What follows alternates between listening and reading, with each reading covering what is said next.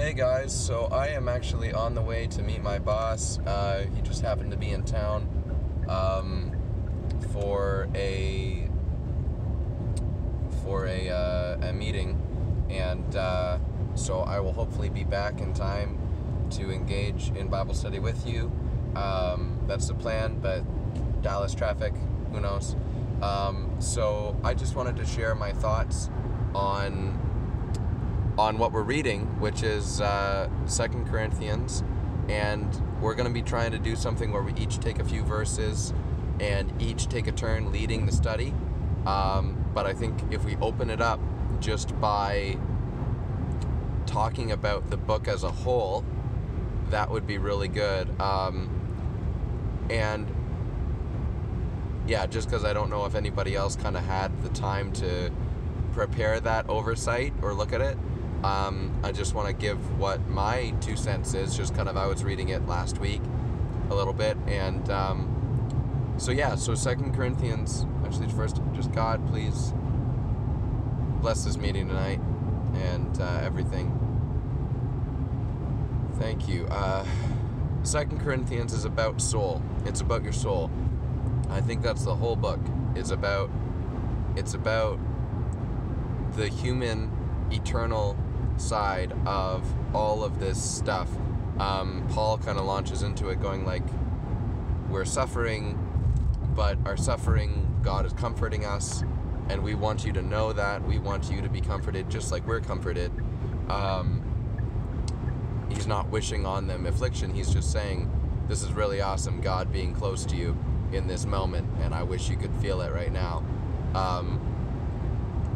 And he kind of keeps going on this tack of like, he keeps talking about these eternal things. He talks about the fact that it's really silly that they should expect that they need some sort of letter of recommendation.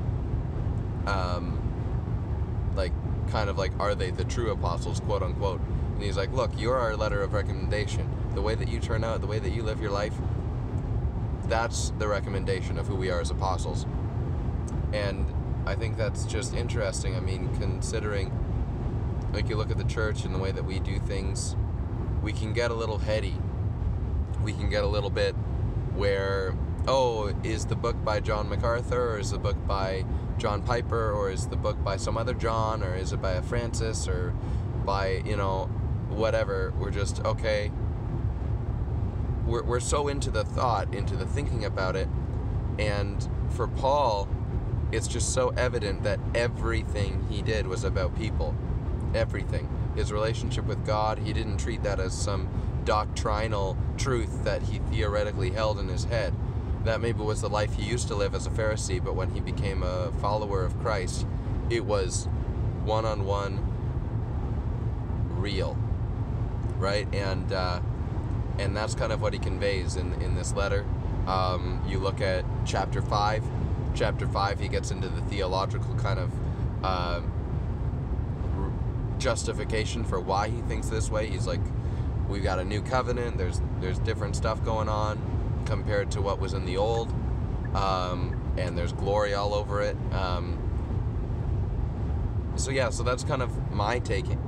Everybody else might have a different opinion, but I think 2 Corinthians, he's really getting into the eternal human soul. And I feel like that is really just outlined very, very starkly in the whole book.